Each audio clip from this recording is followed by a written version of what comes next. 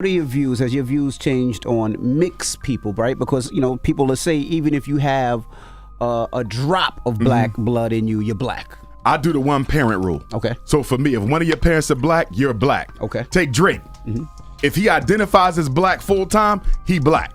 And that's never been an issue for us within the Pan-African movement going back to the beginning of time. We've never rejected the offspring of the union because nobody's responsible for how they got here. And so that's why Bob Marley, there's no contradiction for us. A lot of our ancestors were of mixed race. Frederick Douglass, who I'm related to, it's no contradiction because you don't choose how you come into this world, but you still have the DNA of Africa within you, but you got to identify full time. That's where it becomes an issue with our Dominican Republic brothers and sisters, Puerto Rican Africans, Cuban Africans, because sometimes they will either completely reject the African ancestry, right? Or they may say, I do have African ancestry, but I don't identify as Latino African. I'm Spanish. You see what I'm saying? Or you look at what goes on between the Dominican Republic and Haiti, that whole intense light skin, dark skin, I'm African, you ain't African type of situation. We repudiate all that. You either black all the time or you black none of the time. People think because you have such a love for black people that for whatever reason that translates to hate for white folks. Absolutely not, because if that were true, why do I get so many requests for help from white parents? That's right. Why do I get so many requests for help from Asian parents, Arab parents? They don't have a problem texting my phone saying, hey, can I pay this consultation? I need you to look at my child's psychological evaluation. I never get apprehension from white parents when they need my help on special education or mental health cases. You see what I'm saying? Right. So if it were that bad, I would assume they would not be reaching out to me. They have no issue reaching out to me. And they don't go through a filter. They come direct. Even the snow bunnies. Listen, I know how you feel about that. I need help with my son. He's a white boy, blonde hair, blue eyes. Will you help us? Pay the fee, I got you. And if you hated them, you wouldn't offer the help. Why would I help them at all? You see what I'm saying? And some of them buy my book too. They say, hey, I know your book is towards black families, but the information in there, we can use it too. Do white parents ever call you and say, hey, my white son or my white daughter is into this black boy or black girl and we want to erase them from there? Do they ever call you for that? No, I get the opposite. I'll get the black mother who would say, Dr. Umar, my son is bunny hopping and it looks like he has a point of no return. Can you help me out? That's what I get. Do you have a camp? Because that'd be cool. I need a camp. That's a good idea. So what they do call a bunny hopping recovery camp. Bunny Hoppers Anonymous camp. I need a camp. That's not a bad idea. That is a very good idea. You just gave me an idea. So when they do call you, how do you break it? Oh my God, they be upset like Dr. Umar, he taking a white girl to the prom, and I thought that was it. No. She's living with him in his dorm. No. They about to move in together. No. She's pregnant now. What can I do? Dang. And the first thing I say to the black mother is, are you sure you did not model love or addiction to whiteness before your son?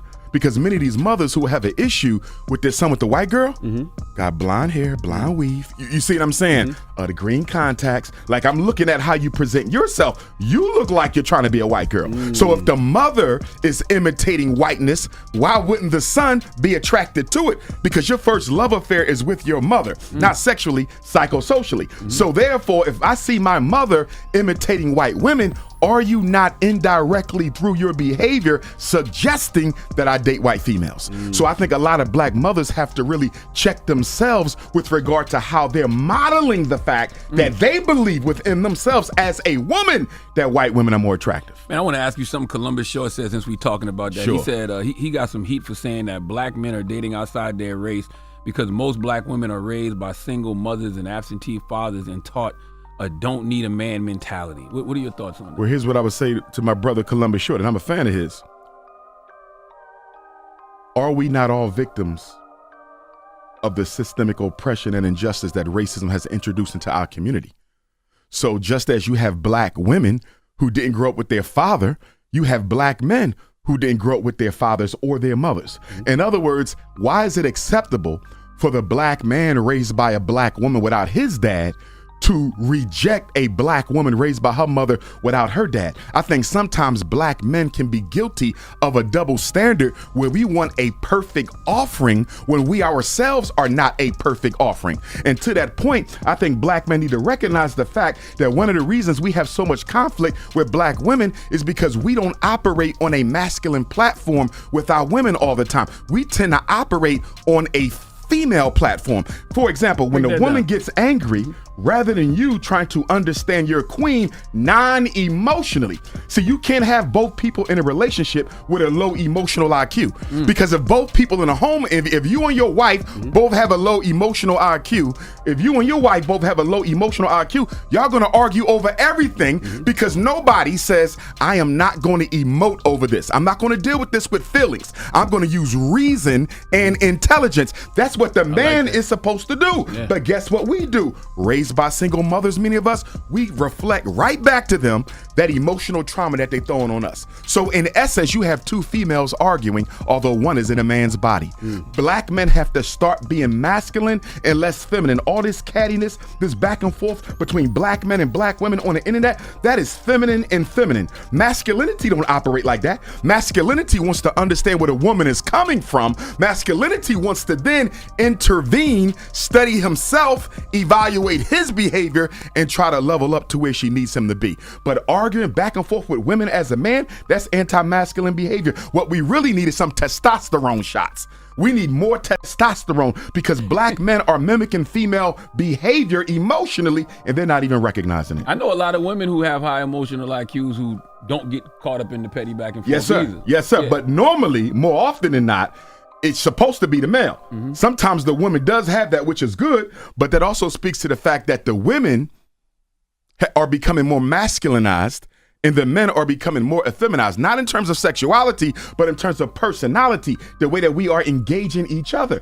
And the back and forth male-female thing, if we want to get real basic about it, you're dealing with two traumatized people who have not healed themselves, and now they're trying to make a healthy relationship. Two unhappy people cannot make a healthy relationship. It is impossible. You cannot get water from oil. You can't get oil from water. If she's traumatized because her father abandoned her and he's traumatized because his mother chose her second husband over him, you got to deal with those unmet childhood issues. Most of us are still dealing with unmet childhood issues, and we're giving the responsibility to our partner to heal us from demons that can only be healed with our parents. My wife can't undo what my mama did.